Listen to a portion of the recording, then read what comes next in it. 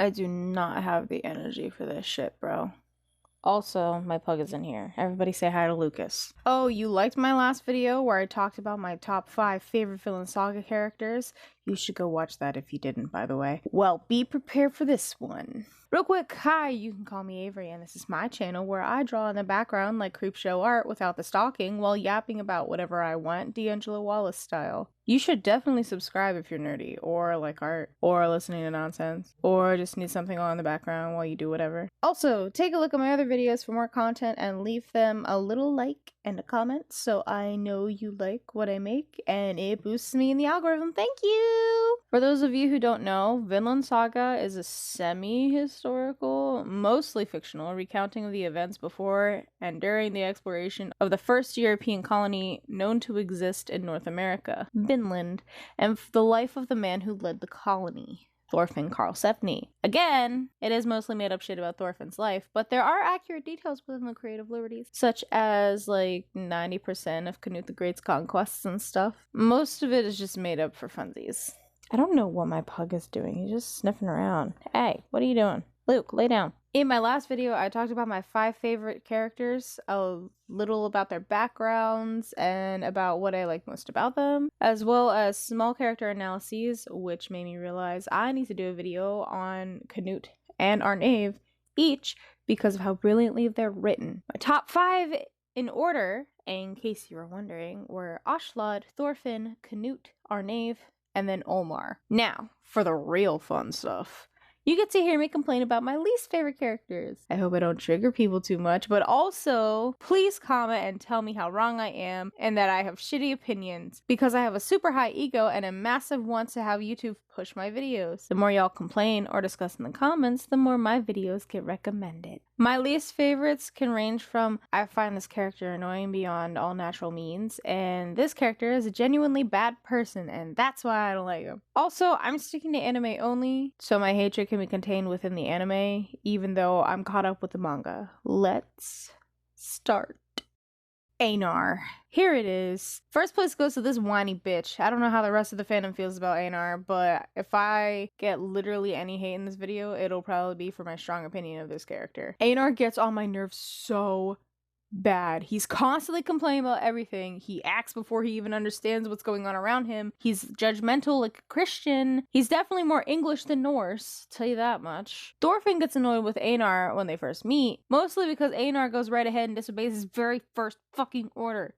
Kettle told you to watch Thorfinn for the day, but you insisted on getting right to work. Goddamn, that would piss me off too. He sees Arnave for the first time and falls in love immediately. The in love part was in quotations, by the way. At first, I believed his love was genuine, but as the second season went on, I realized that he loves the version of her he has in his head rather than just her. He doesn't really think about what she wants. He gets upset when she says she'd rather let Snake's men do what they will to Garther in favor of living a mostly peaceful life on the farm, raising her and Kettle's child, but is also upset when she ends up helping Garther escape. He begs Arnave to live while she is actively dying, despite everything else in her life being gone. He doesn't even take a second to try and understand what it's like for her to have her husband voluntarily leave her and her son, to lose her son, be sold into slavery, become a concubine to a man who claims he's harmless, finally be reunited with her husband again just for him to die,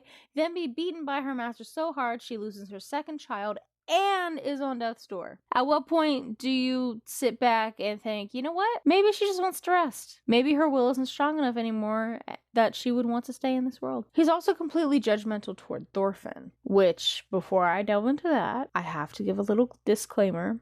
I understand his anger toward Vikings. I do. It's the same way I feel about a certain symbol-loving peoples. But at the same time, the dude obviously feels guilt so immense that he's a shell of a person when you first meet him. He gets mad at Thorfinn for not getting angry at the way he's being treated by the retainers. Gets mad when Thorfinn expresses his lack of a will to live. Gets angry when Thorfinn is guilty over what he's done in the past, even though the prick said how much he despises those types of people. that Thorfinn used to be. I get he has a lot to be angry about, but so does Thorfinn and Arnave. They don't make it literally everyone else's problem. There's a lot more about Einar that annoys the living hell out of me, but those complaints mostly stem from after the slave arc, so I'm gonna try to stick with anime only. Bro, I couldn't even remember Gunnar's name. I had to look him up. These brothers are in second place together.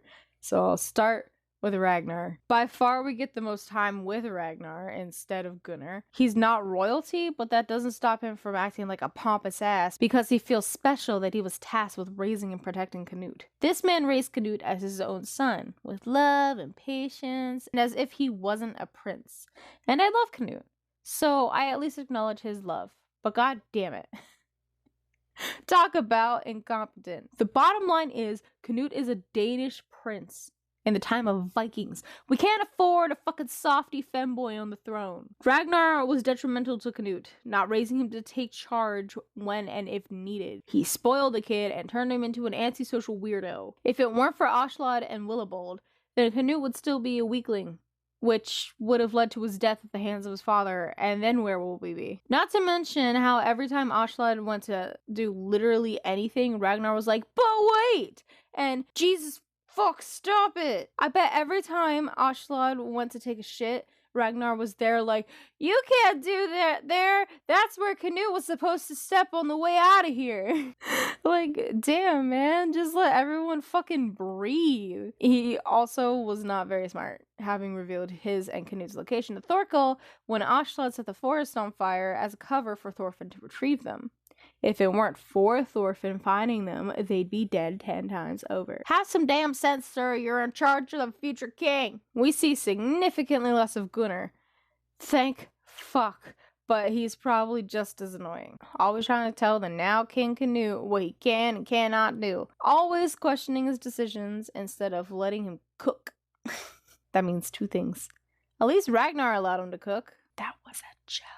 Also, his voice just annoys the hell out of me. Also, how did he not get punished for betraying Canute while Sweyn was still alive? Like, even in the manga, it's not just at all. And I just want to know why. I mean, Canute killed literally everybody else but Gunnar, and I don't know why. And it pisses me off, because I wish he did kill him. This fucker. I mostly hate Floki because he's disrespectful to the great King Canute. How dare you?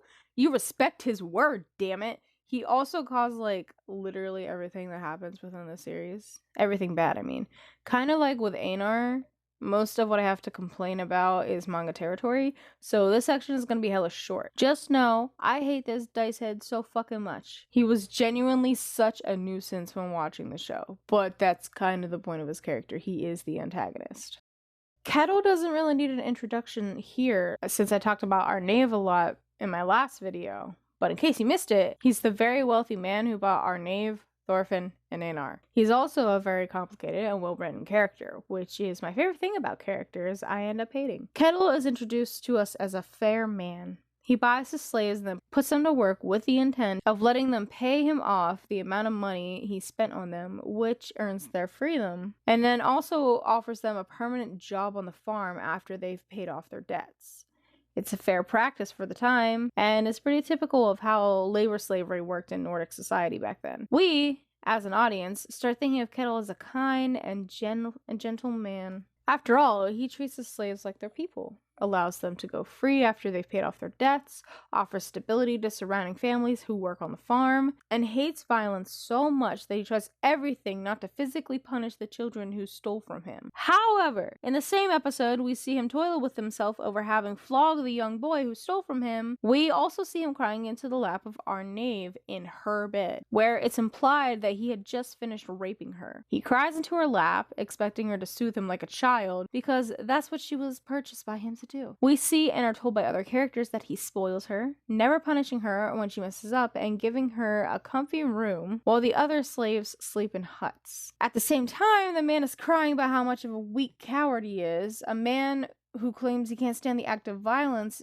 expected of him. He's crying into the lap of woman he forces himself onto every night. He crawls to her bawling as if she's his lover rather than his property, which would be completely fine if both parties had consented, but the reality is she couldn't say no to him even if she wanted to. This same man, rattled by violent acts, the man afraid of his own eldest son, ends up beating that same woman he claimed to cherish to death. This woman he said was the only person who truly understood him died by his hand. And on top of that, he refused to believe her when she told him she was carrying his child, despite making it known that there would be dire consequences to anyone else touching her. I honestly think he wouldn't have believed her even if she didn't try to escape. Someone on Reddit brought up a good point as well. The men Kettle enslaved weren't very free after their debts were repaid either. Most slaves in Nordic society were taken from faraway countries and from different cultures. And one example was a slave in season 1 in Iceland that escaped Halfdan and found his way to Thorfinn's home when he was a boy. Thors had mentioned that he was Slavic. This means he was from Eastern Europe. If Kettle's slaves were mostly from faraway places, this would mean that they would most likely choose to stay working on his farm as free men because they had nowhere else to go, and home was way too far to travel back to. They wouldn't even be sure if their village is still intact by the time they got there. Kettle used this to his advantage, and he could do it without having to use violence. Once everything went to shit and his farm was at risk of being taken by Canute, Kettle abandoned all of his morals in favor of getting out all of his anger, putting hundreds of his men in danger, getting them and nearly himself killed, and it was only because of Thorfinn that he was able to remain in charge of his farm and remain in Denmark instead of being banished like Canute had threatened. In the end, we can all live in peace, knowing that the bastard got what was coming to him. And at the end of the season, we see him sitting miserably on his porch, now blinded in one eye. Good for him.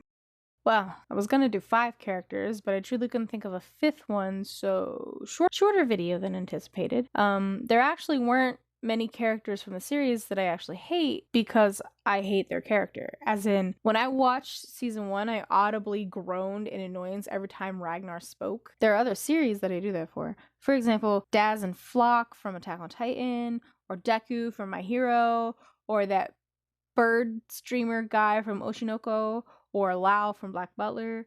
So many examples. But that's what I usually mean when I say I don't like a character. Oh, I thought of another one. Puck from Berserk. I mean, that's in the manga, not the anime, but Puck. I hate that little bastard. In conclusion, Vinland Saga has beautifully written characters, and they're hard to dislike. If you haven't watched the anime yet, or you haven't checked out the manga, I very much recommend it. It's so good, and if you're a history or a Viking nerd like me and my brother, then you'll definitely like it. It has its flaws, of course, but it is extremely good and well written.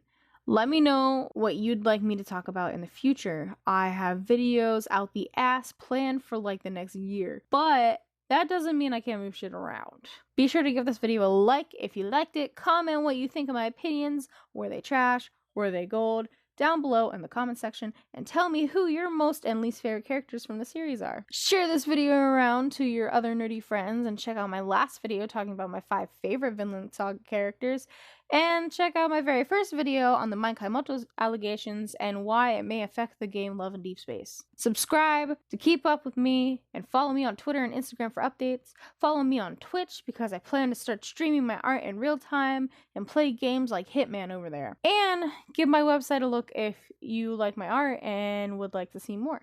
Thanks for watching! Before I get on to my unscripted rant, I do, at the end of each video, I have some announcements. First, go follow my Twitch linked under this video and in my About section, because not only will I start streaming on there, but I am also in talks with collaborating with other streamers, and I'm not going to name names until I know for sure. But also go follow Novajix because she's a good friend of mine and she has a great community. Link down in the description for her channel. Second announcement! I'm going to start making short mini rants about different random topics, which I will post to YouTube Shorts and Instagram Reels, so be sure to follow my Insta if YouTube Shorts is not your thing. Third and final announcement, in case you don't know, I have a website where I post my portfolio as an animator and character designer. There, I also post a blog at the end of each month going into detail about the projects I spent the month working on and my processes for them. Okay, that's it. On to post-video rants. I hope this is loud enough. Hi, deep-voiced Avery here, and also quieter Avery. I noticed my mic has been doing a more oh my god, I can't fucking talk. I noticed my mic has been doing this thing where like it'll be really loud in the beginning and then the sound will just dip, and I don't want it to do that, but luckily for me, I got a job. Woo, yay, Avery! I got a job, like a pretty good paying job. So I'll be able to afford a new setup soon, and like whole new furniture, and like a trip to Germany, and then a trip to Japan, and my own apartment soon. And, oh, it's gonna be so great, guys. I'm so happy. I'm still gonna do the YouTube thing because I really like YouTube, and I don't want to stop. I had to redo my rant because the other one is outdated because this video was supposed to go up on September 22nd, but then I had family emergencies and then birthdays, and then I could finally go to the Oktoberfest in my town, which is not, I don't know, I had fun at it, but the place I go to is a dry county in the middle of nowhere, Pennsylvania, if you can believe it. So it's not as fun as it probably would be in Germany. I just got done editing the video. This is going on way too long. I really need to do better with these. Anyways, I have an idea for another Love and Deep Space video, but I don't think you guys are gonna like it. I think I'm gonna get hate for it if it ever gets traction. Oh man, I can't wait. But, okay, I'm just gonna say. How would you feel? Stay with me now. How would you feel? Feel free to let me know in the comments if any of you listen to this. How would you feel if I did a comparison of, hear me out, Caleb and the main character's relationship in Love and Deep Space, and compared it to the relationship, hear me out, between Christopher and Kathy from Flowers in the Attic from the Dollenganger series? I will read the books just for that. I want to talk about it so bad because I see so many similarities, and it's beautiful. We've all been there, we've all read it when we were 13, right? Anyways, let me know how you feel about that. I personally get stoked every time I think about it, but I don't know how the fandom will feel about it. So just let me know in the comments below. Also get my engagement up. Also share this video. Blah, blah, blah, blah. I already said all this shit. I know, because I just edited the video. Longer rant than I plan to do in the future. Anyways, hope you guys are doing well. Hope you guys are doing great. September is not a great month for Americans. Am I right? Who knows? I risked my entire family relationships over some dumb bitch. Some boring dumb bitch who's fucking gnarly, and I don't mean that in the positive way. Oh man. Hang in there, guys. Oh, EA also just got sold to fucking Saudi Arabia and Donald Trump's son-in-law. Isn't that nice? We can talk about that in a short though. Alright, I'm gonna head out because this is too long. Bye!